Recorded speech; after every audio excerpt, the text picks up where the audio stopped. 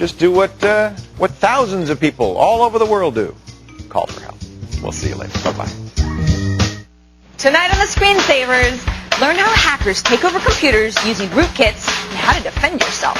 And are ISP dial-up accelerators just a marketing ploy? Pat's got all your answers. Plus, it's time for our LAN party, and we're playing the new super cool hit Far Cry. Live from the Tech TV studios in San Francisco, it's the Screensavers.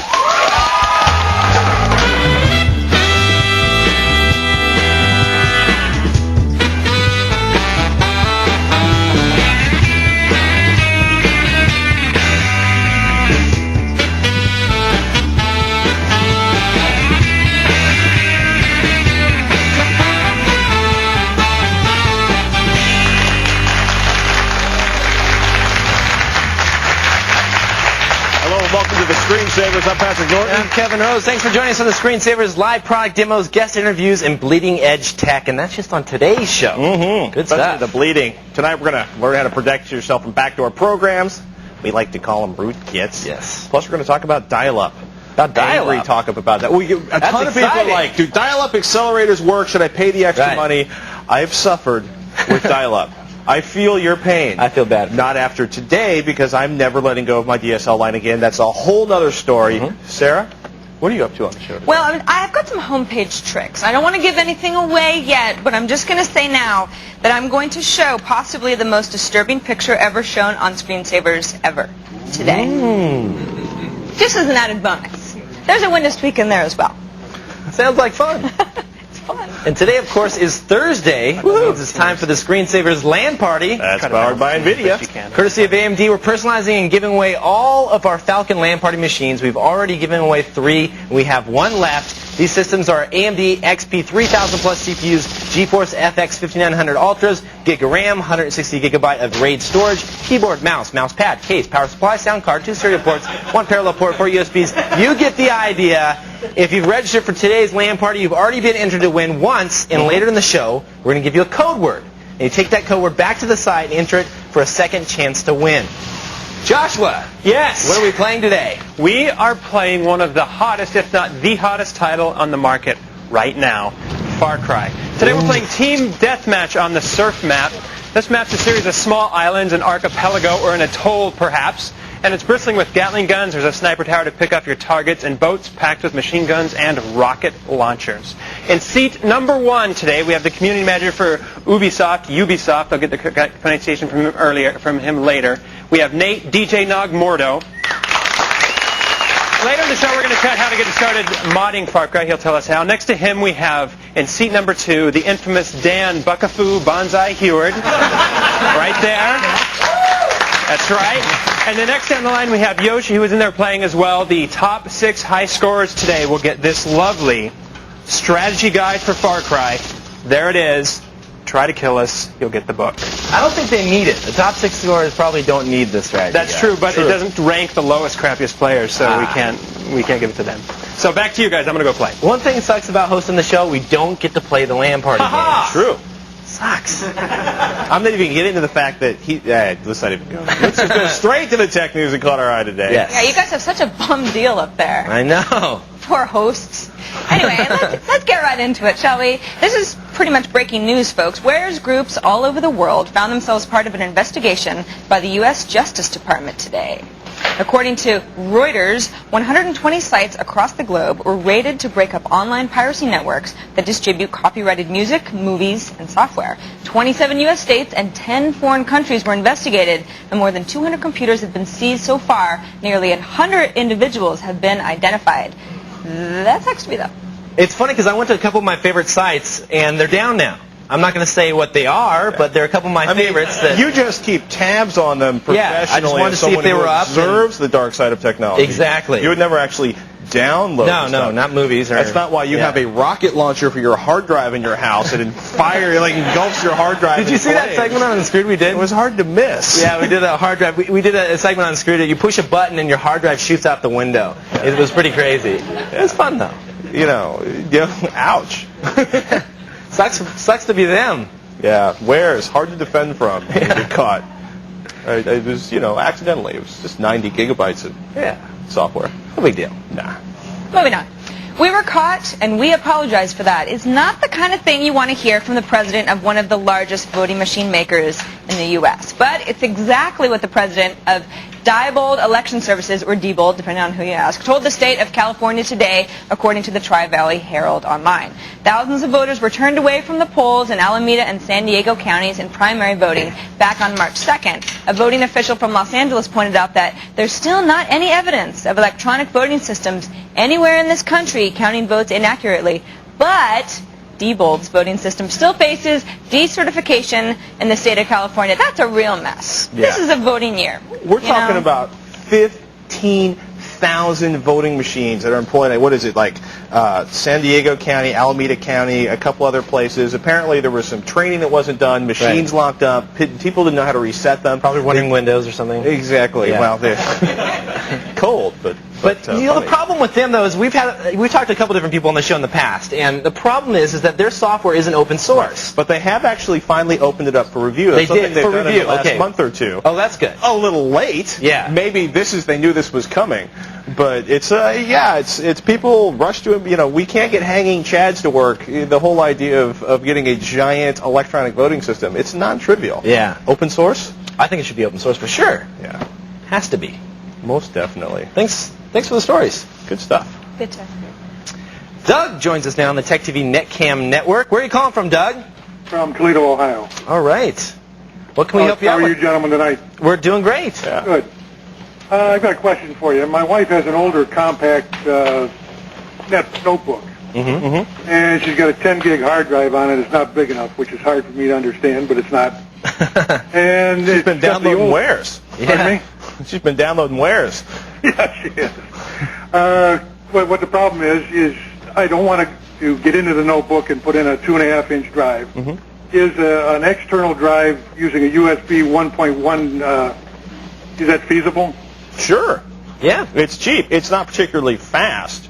Okay, well, it's only a 4,200 RPM hard drive in it now. Well, the nice thing about USB 1.1 is it's like one of those situations. Normally we're like, oh, ATA, 130, ATA 150. It's like it's a pipe that's this big, and your hard drive only puts this much through it. Well, in this case, you've got a hard drive that can pump this much, and you've got a little tiny USB connection.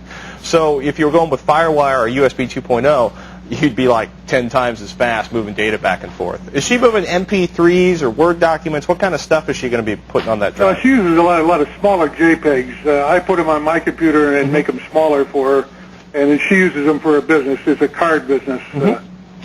It'll absolutely work for her. It's there's faster ways to go. The truth is I've backed up tens of gigabytes of data over USB 1.1. It'll work. As a matter of fact, Kevin, is that a USB or a Firewall? This is USB and Firewall. It does both. Just to let you know, if you are thinking about upgrading your hard drive, you can always take the old drive, like this one here, and you can put it in one of these enclosures right here. I actually picked this one up for about $50 from a local computer store. You can find them anywhere. CompUSA sells them. Best Buy. They're all over the place. But if you take a look at this here, inside we have the standard IDE interface. So you can just slide the drive right up inside, and it hooks into the power there and plugs right in just like that. You push it in, it gets locked in, you actually screw it down, and then on the back you have your Firewire and your USB 1.1 and 2.0 connections, and you can hook that up and just leave it right outside of your computer, and you're good to go. It's going to run you about $50. Part of those who want to show you that, Doug, is I know you're running a notebook, and you're not going to maybe not want to swap the 2.5-inch drive, although I'll be honest with you, it's not that hard to swap a notebook drive. One of the things we've noticed is a lot of the big consumer electronics chains is they have really obscure brands of external hard drives, and they're really overpriced. So you can probably buy your own 3.5-inch, 100-gigabyte hard drive, and an enclosure, put it together. It'll take about 10 minutes to assemble it, Right. and save yourself $50 or $100 over what a lot of these are selling for in some of the big chains. The ones that we're demoing here is actually for the bigger drive, but they do make them for the small laptop drives, hard too. drives as well. Yeah. Okay, sounds good. All right, Doug. Thank you. Thank you. And you get a free Screensavers t-shirt just for being on a NetCam. Nice. So every NetCam caller gets one. Awesome. So get a NetCam hooked up, folks. We're just getting started. Does high-speed dial-up deliver? I got to put it to the test. And after the break, we learn how hackers can compromise your system using rootkits and how you can defend from them when the Screensavers continues.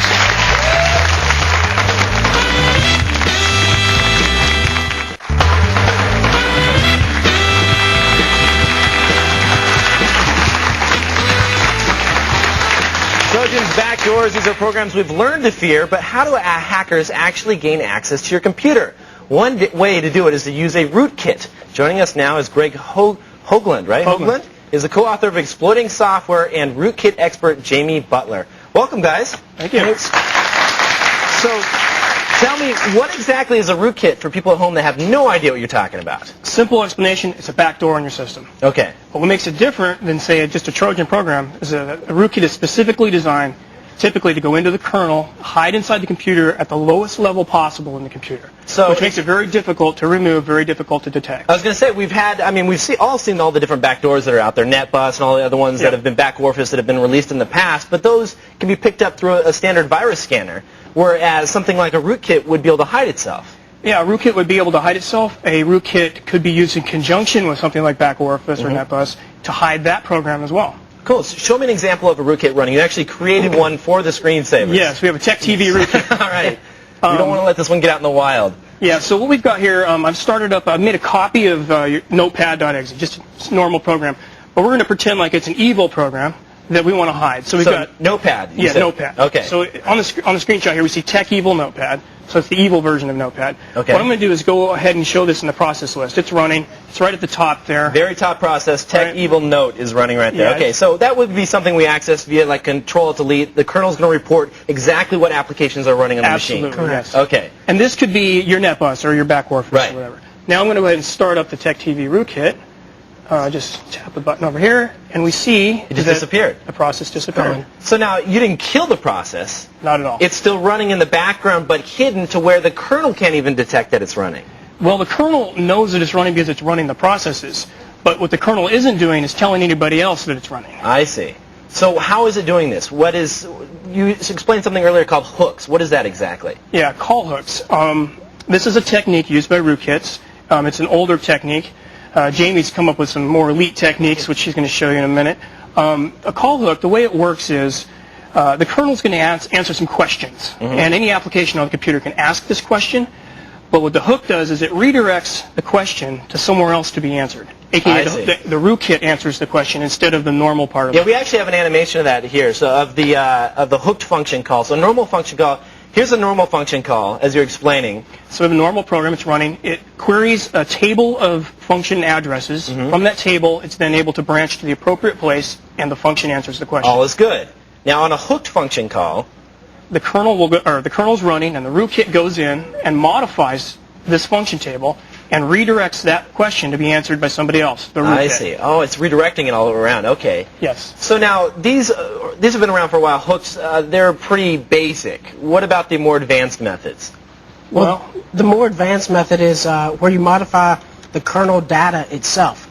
So when the kernel is queried for the processes or the users and so forth, it looks through memory in these data structures. An advanced rootkit could actually modify the data itself instead of the call. I see. So let's take a look at a normal kernel and how it would operate. We have another animation of that. Explain to me what's going on here.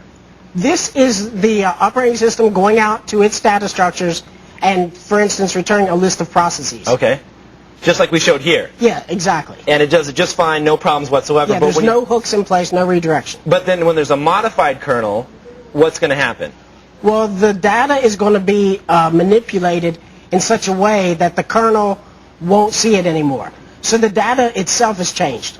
Not the code of the kernel, just its data. So is it poisoning I see the graphic we just had. Is it poisoning the memory? Yes, absolutely. Okay. So how it's different from a call hook is that the same code is running. No code is modified. Just the data that code is using to answer the question has been poisoned. I see. So now, couldn't you run like an MD5 check on the kernel's size to see if anything has changed? Sure. And wouldn't that be sufficient protection against it, or a way to protect against these types of attacks? Well, one of the very interesting things about a kernel mode rootkit is that the kernel is the lowest level of the system, and the rootkit is operating there. So you can always do things in the kernel, try to do integrity checks, see if there's illegal or malicious software running in the system. But any of those things that can be done are operating at the same level as the rootkit. Therefore, the rootkit could just modify those parts of the kernel. I see. It's an even playing field at that point. Right, because they're all on the same level. Correct. So tell me, how are people going to get infected with this? Is this something people should worry about? Is this an attachment they would open, or? Well, very important to realize, a rootkit in and of itself is not an exploit against the computer. A rootkit is what an attacker puts on a computer once they've already run an exploit. I see. And then they're going to gain control of the computer. And it's only when they want to come back for more later. Right. If you just want to break in, steal something, and leave, there's no sense in leaving a rootkit behind. Okay, cool. Now, you have actually created an application that can detect these rootkits in Windows. That's correct. What's it called? It's called Vice. It detects kernel mode and user mode hooks. Can we show an example? Do you have Vice running here? Can you show Sure. me Yeah. how it detects the... so you still have that service running? Or? I'm going to go ahead and stop the TechTV rootkit. Okay. And you can see, actually, the Tech Evil Notepad came back real quick there. I'm going to go back over here. You can see that the rootkit is living on the C drive right here. Now I'm going to go ahead and start the rootkit again. Okay, it's started. And I'm going to refresh this view. And you can see that those rootkit files are now hidden. Right. We don't see them anymore. Now I'm going to go over to Vice. And I'm going to hit scan. Vice runs. And here we see... Oh, it's quick. Yeah, it's very fast. Jamie's code has gone out, analyzed the kernel, found the hooks that were in place. We actually see the name of the function that was hooked. And better yet, we actually see the file that's doing the hooking, even though we can no longer see the file when we look at the file system. Okay, so, I mean, it's obviously so much faster because it's not scanning files like a virus scanner would. Right. It just looks at the kernel and see if anything's been modified. Right. Correct. So now, how would someone delete this? Let's say they're infected and they find that they actually have a rootkit on their machine. What are they going to do? How are they going to go about removing that? If it's hiding itself, how can they remove it? The best way to do it is probably to mount it over a network drive or to mount it over another file system, another OS. So boot up in a separate OS, then mount the drive and go delete it. So you're saying take out the hard drive altogether, hook it up as a slave on a friend's computer, Right. and then read the file system, look for that specific file that it indicated here as the rootkit path on this that Vice indicated, Right. and delete it manually. Yes. Could even use one of your groovy USB things you just showed off. Oh, the little USB external hard drive. A little Slide right forensic in. container and plug it in. Nice. So how many rootkits are there out there in the wild right now? Well, there's probably many rootkits that are not publicly known about, but on the rootkit.com site, there are probably 5 or 6. Now that's for the Windows side of things. That's the Windows side. How about OS 10 users, Unix side of things? This is important to understand. Rootkits actually started with Unix. Right. So rootkits for Unix systems have been around a lot longer than Windows. But the science of rootkits, if you want to call it that, has been around for over 10 years. So there's plenty of rootkits available for all the platforms out there. Okay. So you actually have all the source code for all this on your website. Is it rootkit.com is your website? Yes, rootkit.com. Okay, so if people go to rootkit.com, they can download Vice, and it's completely free, freeware. Absolutely. Cool, and it'll scan their system, and they'll know whether or not they have a rootkit installed. Yes, they will. Right. Excellent. It doesn't detect all rootkits, though. We left one rootkit on the site that it can't detect. Why did you do that? You're providing a tool to help people. It could be. We just ran out of time. Yeah, well, I was Okay. going to say, we wanted to. Yeah, you gave it. But there's going to be an update. You guys will have an updated Yeah, we'll version. keep updating the tool and it'll get better as time goes on. The thing is, there's always going to be a back and forth with this. Right. Everything that Vice or we add to do to detect a rootkit, somebody out there is going to say, "Oh, okay, I got a way around that." Right. And then we'll see that and back and There's forth. no such thing as like real-time discovery for this type of stuff. You have to identify it first, just like viruses You almost. got to know all the tricks. Know all the Yeah, tricks, and then know the program so that it can look for those tricks. Correct. Cool. Excellent. Well, thanks, guys. I appreciate you showing Thank us you. on the show. Head on over to screensavers.com. You can actually read some of Greg's book, Exploiting Software. Lots of information about rootkits in there, and actually a great book. A lot of my friends have told me it's a great read for the hardcore guys out there. Thanks. Still to come, get some tips on how you can start modding Far Cry. And up next are your ISP downloaded accelerators as fast as advertised. Find out if they're worth buying when the Screensavers continues.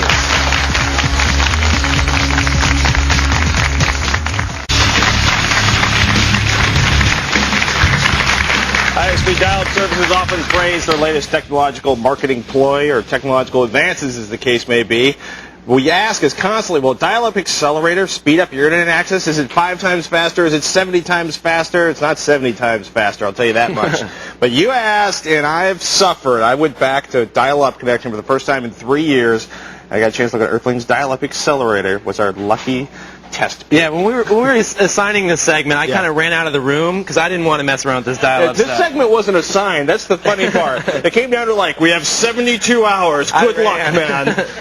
Because nobody wanted to touch it. Here's the interesting thing, though. Is that there's 20, 28%, something like that of broadband penetration in American homes. It goes up to like 50% of American homes if you look at people under the age of 30 who are running their own households. And it's an interesting idea, though. But a lot of people, they either can't get cable, they can't get DSL, or satellite's prohibitively expensive. So they want to know if there's a faster way to do dial-up. And there's pop-ups all over the web saying, download this, download that. But you've tested some of them out. We started one of the most straightforward ones, and partially because I just refuse to install MSN or AOL on my system. Not going to do it. Sorry. I will not do that for you.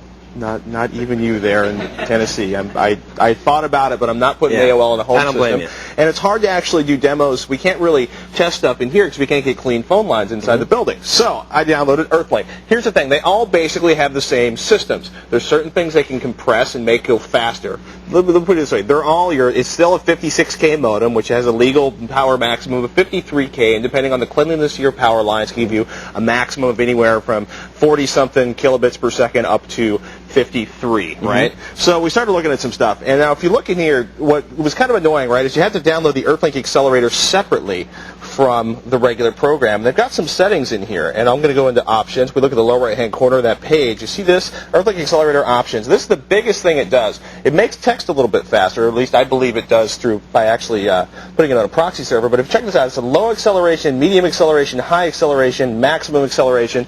And it's interesting. You look at that line over here. Maximum acceleration reduces image quality significantly. I see. So the idea is what they're actually doing is they're taking images, they're basically running you through a proxy server, and they compress the graphics, so smaller amounts of graphics go through the and they little just send tiny you the pipeline small in your graphics system. instead of the full blown. Exactly. I see. So let's take a look at this. What it looks like. This is actually a capture of our web page, and if we look at that, that is what our web page looks like. That's pretty accurate. That's the lowest amount of compression on there. If we go down a little bit, probably a good place to focus is right on. If you look at our heads up in the upper right-hand corner. I hate my haircut in that picture. Well, you know what? You're going to love it in this one because that's what happens as you start to amp up the acceleration. This is the high acceleration, the basic setting for it. You notice some of the colors are missing and things. It was pretty ugly what it did to our web page. When we put it at maximum acceleration, look! Yeah. Now, I got to say, that page loaded really fast, right? That came through. It was interesting. CNET's got an interesting bandwidth test. They use a picture graphic for it. So for the low amounts of compression, it came through at 36.8 kilobits per second. For the high, which is that medium setting on there, was 107 kilobits per second. Really? The maximum where they compress it, right? Because it's measuring how fast the graphic gets pulled through. 332 kilobits per second, right? Because what they're doing is they're taking that JPEG and they're compressing it and sucking it through to your system. Right. Now, if you test it using something that doesn't or isn't compressible by the system that the Earthlink accelerator is using, which would include Windows updates, software downloads, MP3s, videos. There's nothing they can do there. Exactly. It's just for the images. So if you look at that, you end up with something like 41 kilobits per second down and like 21 kilobits per second up. Now, question for you. What about our friends out there that like to surf some of the pictures and they want high-resolution images rather than like the dithered, nasty pictures? Right. Say they're looking at a picture of a truck. Well, that's actually a bad thing. Let me close that out. Let me give you an example. Something that they're interested in. This is racedesert.com, a fine website. It's I spent a lot of time there, but if you take a close look, this is not what you want a thing to look. This is not what you want a vehicle to look like. You got a vague idea what's going on there, but trust me, there's actual there's not supposed to be big blocky chunks on that. So what you have to do is go back to our lower right-hand corner and go to the Earthlink accelerator and go to options, and you actually put it on high. Let's go to high acceleration. Let's apply. And you have to refresh the page again? Yeah, this is going to be fun. So hopefully I won't actually have to clear the cache and reload it. But this is also a reminder for everybody who's at home and using. So that's we're going to have to clear the cache to do that. Let's go into Internet Options real quick, and we're going to go to delete our files. Okay. Oh, that's a pain. That's slow. Well, I mean, you're hitting the VictoriaSecret.com and nothing's going to come up. It's going to be on graphic. Anyhow, You've never been there. No, I'm not saying I haven't. I've just never talked about it, on television. But you look at the difference on that one. It was a good moment. But you look at the difference now. You can actually see this is the medium level acceleration. So now you can actually see the graphics on the side of the truck. And going to low acceleration, which basically is nearly no compression on it, big, huge difference. Right. Do these work? Yeah, if you don't mind website, it'll speed up your browsing if you don't mind websites that look a little funny. Yeah. but if you want to speed up MP3s or Windows updates or Right. software It's not gonna downloads do or video, it's not going to help you. Now, quick question. AOL, does that work? Can you download that for anybody that's using dial-up, or you have to use the AOL You have service? to. Well, it's AOL does a. AOL has a specific Earthlink, service. Earthlink. MSN has their specific Okay, service. so they have their Earthlink own. has their specific service. All right. NetZero has their specific service. Is it worth extra money for you to pay? Because like Earthlink, they have like their limited and their unlimited services. $21.95 a month for the unlimited. $50 a month for DSL or cable if you can get it. Shop around. If you can get broadband, if you can get a high-speed dial-up or a high-speed connection, Right. not dial-up, a high-speed like cable modem or DSL, it'll change your life. Trust us. Go to screensavers.com. You can see the images up close. Take a look at the different qualities of compression along with the article, the tests, the numbers. And now here's Sarah with a quick tip. Yes, I have Kevin to thank for this one. You've locked your system down. No hacker can penetrate your defenses, except, of course, for the RIAA. But Kevin found a cool little app called Peer Guardian that identifies known RIAA informants and blocks them from connecting to your PC. Very handy, right? It's not entirely foolproof, so take precautions, read the article, and, of course, support your favorite artists by purchasing their music. Just my little plug for my favorite artists. Head on over to thescreensavers.com/show notes for the link to download. Now, don't go anywhere, because I'm going to show you how to take your favorite image and make it your homepage. It's easy. And after the break, our LAN party is in full effect. We'll check in and get some Far Cry modding tips when the Screensavers continue.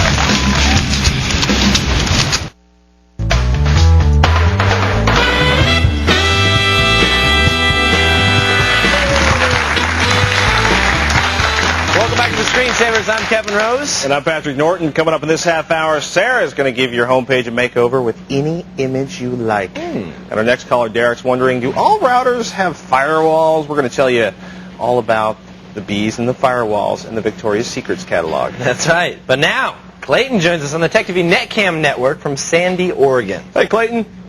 Hey, Patrick. Hey, Kevin. How you doing? Good. How you doing? Hey, I had a question. Good. I had a question about a test you guys mentioned yesterday, the MEM86 test. MemTest 86. Yeah, MEMTest 86. And I ran that on my system that I just got done, and I came up with some errors on one of the tests. And I was curious if there's any way, like within the BIOS, if I can get in there and make sure all my stepping is correct, and the voltage and all that. How much do you like to do research? Pretty good. Okay. Good. Was this the test that you said that it would copy to a floppy disk, and you had to boot from the floppy? I booted off of CDs. You normally memtest86.com. Okay. It's a free open source memory diagnostic tool. What you do is you download it, you burn it to a disk, you burn it to a floppy, you boot your system off of that disk or floppy, and basically what it does is it gives you a big blue screen. And if things are going well, you don't see a lot. If things are going poorly, it gives you page after page of numbers of basically bad. It's just block testing the addresses RAM, and though, memory. right? It's just going through the RAM, the entire testing range the of RAM. memory. Okay. Now, in theory, I think what you're thinking, Clayton, is maybe if your system's running hot or if maybe some settings are wrong in your BIOS, it may be causing the memory to be reading wrong? Right. I checked each stick individually, and I'm not coming up with any errors. It's when I'm in the dual channel mode Okay. that I'm coming up with all the errors. That's not good. Has there been a BIOS update for your system? Yeah, I'm running the newest Asus board, the A75P, and I flashed the BIOS with their update utility, and everything is current. I'm hoping it's active all, Clayton, because you said you said the latest board, and you said A75P, and I heard a giggle in the background. That's usually a bad sign when an audience member is like, I know that motherboard. I don't see a head nodding and waving, though, so usually it's a sign somebody's got the deep inside scoop. The issue is, one, you can check the BIOS. Two, you're going to have to go through and figure out exactly what type of memory you have and whether or not it's up to the specs for that. It's interesting, it's only in the dual paging mode that it's not working properly. Dual channel mode. Dual channel mode? Right. Yeah. Well, have you gone into your BIOS and made sure that everything is set to auto? Have you done that yet? Yes, everything is set to auto. You have to set it to manual to get into any of that. What you can do is double check to make sure it's the memory that it's supposed to be in there. Double check to make sure there hasn't been a BIOS fix for it. The other thing, and you might want to check to see whether or not it might be worth emailing the folks that wrote MEMTest 86 to see if there's anything they didn't anticipate in the dual channel access that maybe the program doesn't recognize, right? Because it could be an issue with the application.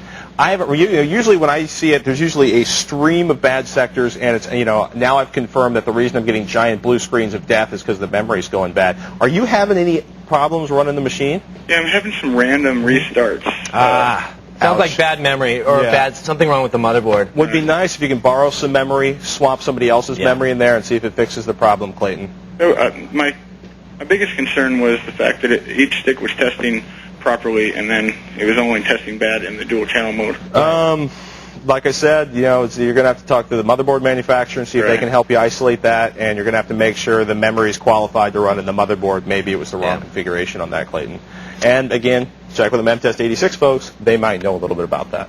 Thanks Good for luck, the man. call, Clayton. That was a tough call. Yeah, good sometimes stuff, you just though. can't figure those out.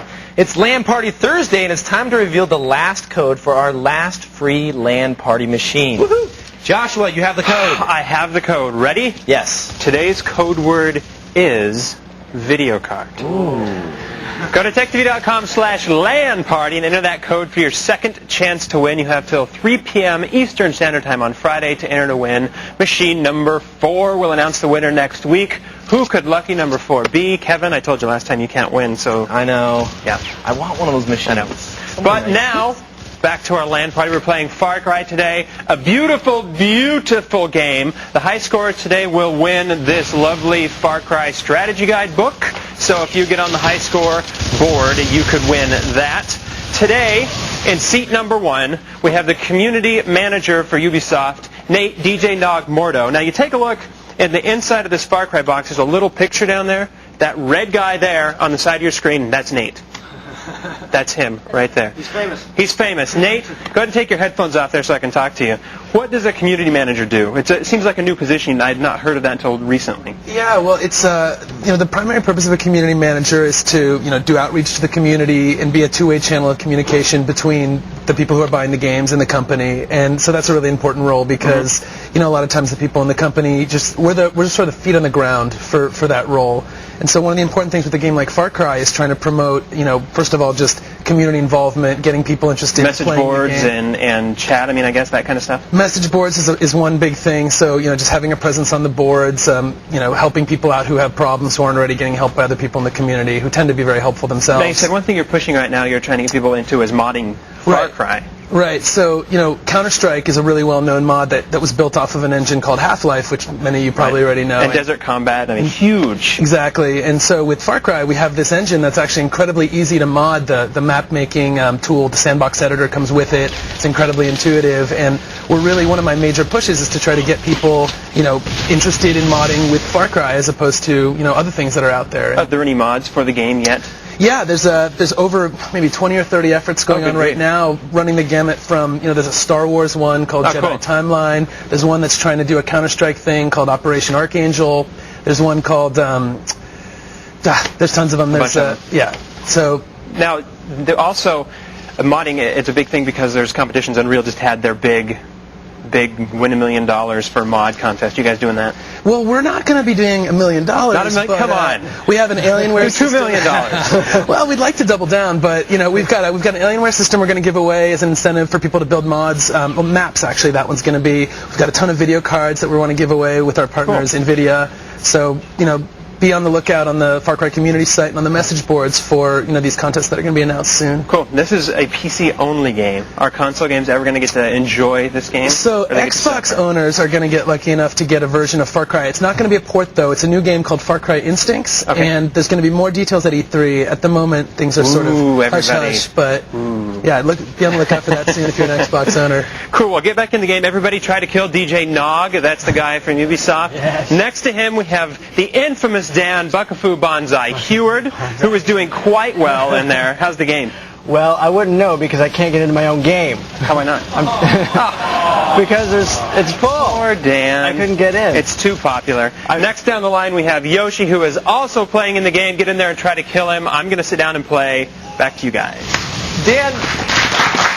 Thanks, Josh. Dan's a network administrator. He's administrating the games, but you can't get into your own server?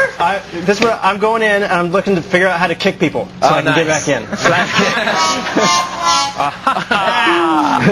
Stay where you are. Our next netcammer, Derek, wants to know if routers have firewalls. But up next, if you still haven't made your own offline homepage, Sarah's going to show you how. That's all when the screensavers continue.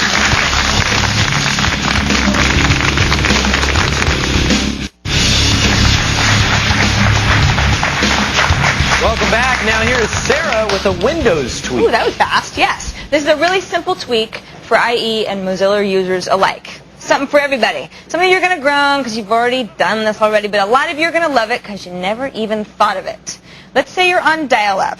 Your favorite homepage takes forever to load. A lot of people complain about TechTV in this regard. Or you just haven't found the right website that's deserving of your homepage placement. The option, of course, you have is to load a blank page from your Internet options. So if I just do that right now, I'm going to load Internet Explorer, and I have About Blank. Of course, that comes up really fast because it doesn't have to get anything off the Internet. It's just opening up my browser. It's ready to use. But that's boring. I hate it. It's stupid. So, of course, the way that I did that is I went into my tools and clicked Internet Options, and you have this choice in your homepage area to use a blank page. That is a really good option if you're on a slow connection. But what about this other button here that says Use Current? That indicates that you can use any current whatever's loaded in your browser, right? So you would think, well, anything that you could open in your browser, you could use at your homepage, which is absolutely true. For example, let's just close this out, and I'm going to open up Word. Word gives me the option to put in anything I want, of course. I've just said, this is my homepage, I like cheese, www.cheese.com, and I'm just going to save it as an HTML file. That's all I want to do. I'm basically saying, I want my browser to understand it and open this file, right? So I'm just going to say, yes, it's called This is my homepage, and I'm going to save it, and and then I'm going to, I've already saved it, open it up. It has opened in my browser, and then I will just say Use Current, right? So now, when I click on my homepage, this is my homepage. And if I click on cheese.com, the link works. It'll take me to www.cheese.com, which is a wonderful cheese site. That's all you have to do. Now, of course, in Word will also give you the option to insert pictures. You can also do this in any image editor, Photoshop, PaintShop Pro. I'm just using Word because I kind of like it. If I want to go from a file, I can just pick a sunset insert. And then, it's very easy to add text, links, pictures, all that good stuff for your homepage. I have a couple good examples of my own fabulous homepages that I've made that are not only cool but also very helpful. The first one is Sarah's Favorite Links. It's very easy. I mean, wouldn't it be nice to just open up your homepage and you've got your links right there. It saves you the time of clicking on the favorites menu, and you can change them. It's just as simple as updating your Word file, right? So it's my favorite links. And or you could just use an image, the image of your choice. The one that I like the very best is this really lovely image of the Screensavers crew. However, as you can see, there's some things that have changed. We've got Femme Kevin here. Wow. And kind of Manly Sarah, and Yoshi and Joshua. Yoshi and Joshua have switched roles. And then because we think that Dan needs a haircut so bad, we have decided that he, in fact, is Florence Henderson. You can see him on the right-hand side. And, there's something about Dan that just makes me want to make fun of him. Anyway, you can get both of these homepage links because I know that you're probably going to want this picture for yourself. And I, of course, also added the steps, what I just showed you in my tweak article at thescreensavers.com. And Pat, I want to just make a mention for all you people saying, where's Pat? Pat refused to be involved. He refused to be mocked in this way in my Windows tweak. No. It's not my fault. Don't blame me. Back to you guys. You can mock me all day long. Everyone I work with does. I just get wigged out when people Photoshop my face or my body. It's disturbing and scary. You're no fun at all. No, I'm not. Coming up after the break, Derek joins us on Netcam. He's curious if all routers have firewalls. We're going to tell him the deep, dark truth after these messages.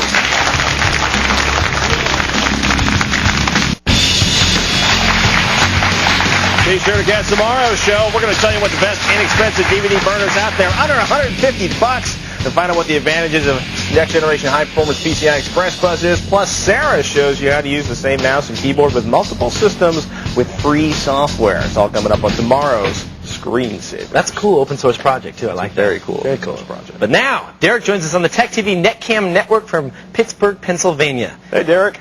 Hi, Kevin, Patrick, love the show. Hey, thanks. I was actually wondering, because I'm setting up a broadband connection for my mom in her house with my brother, and, I got a router and everything, and I'm actually just kind of curious, because I've seen advertisements for, routers that have firewalls and routers that don't, and I'm actually just wondering, does every broadband router act as a firewall? Good question. Generally speaking, what happens with most broadband routers, or the Etherfaust broadband Weasel 4000, whatever they call it, is it does NAT, which is natural address translation, right? Which means it shows one single address out to the internet and translates that into all the different IP addresses, all the different addresses you need for the network inside of your house. That, in effect, serves as a very simple firewall. Right, and depending on the configuration of your router, it's going to lock down certain ports. The Linksys brand keeps most of the ports open, but it knows certain ones that shouldn't be allowed traffic, so it locks them down. And then you can manually go inside your Linksys little router BIOS and then change that and open up certain ports for it to, let the traffic through. Now, here's a follow-up question for that, Derek. Are you worried about the NSA tapping into your mother's paperwork, or do you just want to make sure they're covered from 99% of the bad stuff that happens on the internet? No, most of it is because I run a couple software firewalls on my computer. Right. But I don't want them having to deal with setting up and waiting for setting up an actual a software one where they're not going to understand. Okay, should I let this happen? Or Right. not Yeah. happen? I've been running a just basic. usually most of the normal internet kind of usage. They should be absolutely fine behind something like the Linksys. I just got one quick question. You're running 2 software firewalls in your system? Well, I got the good old Windows ones that we love so much, and I also have Norton Internet Security on mine. So well, that's like 1.5 firewalls. Actually, it's like one firewall. Yeah. Microsoft is like a half a firewall. Download Zone Alarm and replace the other 2. Okay. Trust us on that one. Yeah. Good call, Derek. But yeah, you should be fine behind the Linksys. Thanks for the call, Derek. Yeah, Linksys are awesome. Let's check in with Sarah for some important information. That's right. If you love LA, then you're really going to love our Digital Digs Roadshow, where you're going to meet X-Plays, Adam Sussler, and Morgan Webb in person. Always wanted to meet them. The roadshow hits Pasadena, California this weekend, April 24th and 25th. The event runs from 11 a.m. to 7 p.m. on Saturday and noon to 5 p.m. on Sunday. If you want to learn more about the coast-to-coast stops of the roadshow and to find out when we screensavers are hitting your town, go to techtv.com/digitaldigs. Now stay where you are. Next up, you've sent in emails.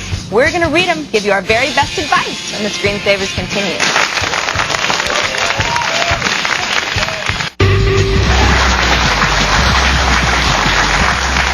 Once again proving, and it's not prudent to put 11 different systems on our LAN party, we blew out the 20-amp fuse. Let's take a look at the high scores from each round of our LAN party. Powered by NVIDIA. Did anybody? Yoshi's on there. Look at that with 29. That's a first. Yeah, that's the first time for Yoshi. He must have got the cheat codes ahead of time. He got the cheat codes. You are so going to get beaten down. Yoshi is probably the most ethical gamer we've ever actually met. You think so? He's even squeakier than I am when it comes to games. He's a little sniper. Congratulations, Yoshi, and everybody else who made the top scoring list. We want to thank Nate from the Far Cry team. Yes, indeed. And if you didn't get a chance to play it this week, go to our website right now, and you can register for next Thursday. I think we're doing Far Cry again? More Far Cry. Awesome. Now, remember, we were talking to Clayton earlier, who was running MemTest 86. We did some more research on that, and with dual-channel memory, we're finding that a lot of people use MemTest 86 to see if they're overclocking too far. If you're getting errors, if you're overclocking Clayton, you should throttle it back a little bit or try cooling it off some. And if that doesn't do it, you probably got problems with your memory and dual channel. Awesome. Good to know. Now, Sarah has some final emails I for us. do. First one comes from Cody. I want to know if there's a way you can customize your desktop on XP, like what you guys showed a few weeks ago for Macs. Now, I think that he's talking about that segment you and I did, Pat, on alternative Windows shells that made it seem like it like a Mac. That's actually just changing your Windows shell. You can do a search at thescreensavers.com inside my downloads today for, I think it was called Alternative Windows Shells. Awesome. And have fun, because you can make it look like whatever you want. Next one from Robert. I have a desktop bio that I hooked up to my TV. My pictures and videos look great, but my text appears blurry and horrible. What is going on? Because graphics, when they get converted for an NTSC television signal, look ugly, and you can't fix it off of a normal graphics card. That's it. We're out of time. That's it for this edition of the Screensavers. I'm Kevin Rose. And I'm Patrick Norton. Thanks for joining us. We want to thank our guests, Craig Hoagland, Jamie Butler, and Nate Mordo. And we'll see you next time. Have a good night.